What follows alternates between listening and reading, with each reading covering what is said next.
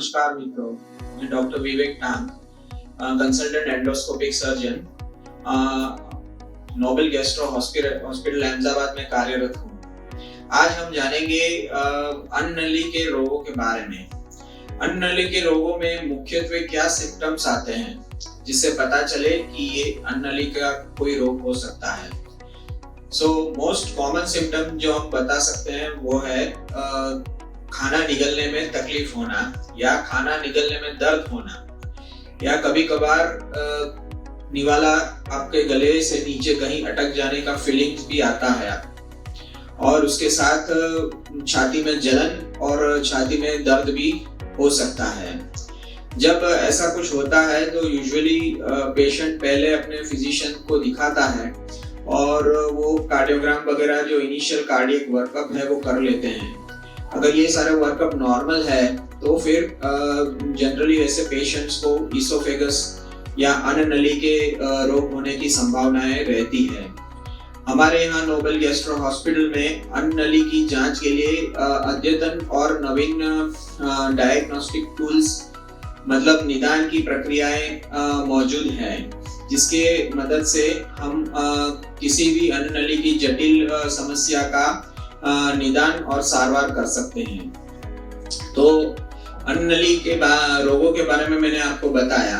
अब अन्ननली काम कैसे करती है ये थोड़ा समझ लेते हैं।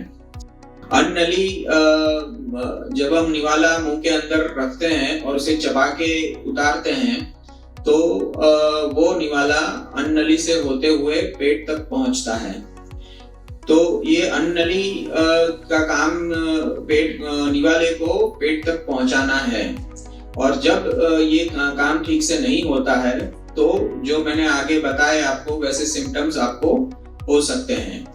मोस्ट कॉमन सिम्टम मतलब जो सबसे कॉमन सिम्टम्स होता है वो है डिस्फेजिया, मतलब निवाला निगलने में तकलीफ या थोड़ा दर्द होना।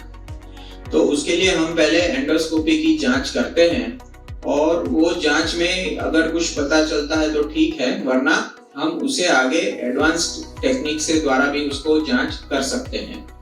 अब वो जांच दो प्रकार की होती है। एक है इसोफेजियल मैनोमेट्री। ये इसोफेजियल मैनोमेट्री क्या है? इसमें एक बहुत ही पतली नली आपके नाक से होते हुए अन्ननली से होते हुए आपके जठर तक रखी जाती है, और ये नली को एक प्रेशर सेंसर के साथ कनेक्ट किया जाता है, जिसे कंप्यूटर सॉफ्टवेयर कन्वर्ट करके हमको एक ग्राफ देता है। तो इस अन्ननली की प्रक्रिया कैसे होती है ये पूरा हम मैनोमेट्री में जान लेते हैं कि अन्ननली बराबर लयबद्ध काम कर रही है कि नहीं, और वो उसका जो काम है वो तीव्रता कैसी है, उसकी ज्यादा तीव्र है उसकी गति तो भी दर्दी को दर्द हो सकता है, और कम तीव्र है तो निवाला फंसा रहता है और उसके भी वजह से भी कई दर्दियों को दर्द हो सकता है। उसके साथ ही ये मैनोमेट्री जो है वो जो एक वाल रहता है अन्ननली और जठर के बीच में, जिसे हम लोअर इसोफेजियल स्फिंक्टर बोलते हैं, वो इस वाल का फंक्शन भी ठीक तरह से जांच कर लेता है। मतलब एक ही टेस्ट में हमें दो जांच मिलती है। एक तो अन्ननली की तीव्रता और लय के बारे में भी पता चलता है, और दूसरा है कि जो लोअर इसोफेजियल स्फिंक्टर है, जो वाल है, उसका फंक्शन भी हमें ये टेस्ट के द्वारा पता चलता है। पूरे टेस्ट में 15 से 20 मिनट का टाइम लगता है, और ये हॉस्पिटल में ही हो सकता है। इसमें हम दर्दी को नली रखने के बाद 10 स्वॉलोज देते हैं, मतलब 10 निवाले देते हैं पानी के 5 ml के, और इसे दर्दी को निगलना होता है, और जो कंप्यूटर में सेंसर्स लगे रहते हैं वो प्रेशर की जांच कर लेते हैं। तो इस तरह से ये जांच होती है। अब ये मैनोमेट्री अगर आपको 24 आवर पीएच मेट्री जो दूसरी जांच है ये करवानी है तो पहले मैनोमेट्री करवाना आवश्यक है, उसके बाद ही हम 24 आवर पीएच मेट्री कर सकते हैं, क्योंकि मैनोमेट्री में हमें कई लैंडमार्क्स का पता चलता है जिससे हम 24 आवर पीएच मेट्री का कैथेटर पोजीशनिंग में मदद लेते हैं। अब ये 24 आवर पीएच मेट्री क्या है? ज्यादातर लोगों को जो वाल है अन्ननली और जठर के बीच में वो कॉम्पिटेंट होता है, मतलब वो वाल बंद रहता है, और जब हम निवाला निगलते हैं तो वो वाल रिलैक्स हो जाता है, जिससे निवाला अन्ननली से होते हुए पेट तक पहुंच जाता है। पर कई लोगों को ये वाल होता है वो लूज हो जाता है। वो लूज वाल से उनका जो पेट का एसिड है उसका स्त्राव फिर अन्ननली में होता है, और वो ज्यादा हो जाए तो अन्ननली को छिलने भी लगता है। इससे छाती का दर्द और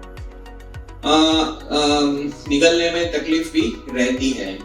तो ये बिल्कुल नूडल जैसा कैथेटर होता है। हमने मैगी का नूडल्स खाया है, वैसे नूडल जितना पतला कैथेटर होता है वो नाक के द्वारा हम अन्ननली में पोजीशन करते हैं, और एक अपना स्मार्टफोन जितना कंप्यूटर होता है वो कैथेटर के छोर पे लगा दिया जाता है। अब आपको पूरे 24 घंटे वो नली रखनी है, और वो नली जो है उसके ऊपर पीएच के सेंसर्स रहते हैं। मतलब जब भी आपका अन्ननली का पीएच 4 से कम होगा तो उसे वो सेंसर्स पकड़ लेंगे और वो कंप्यूटर को भेज देंगे। इससे हमें पता चलेगा कि पूरे 24 घंटे में सोते हुए, बैठे हुए, चलते हुए, खाते पीते, सोते हुए सभी प्रक्रियाओं के दरमियान हमारी अन्ननली का जो पीएच है वो कितना रहता है।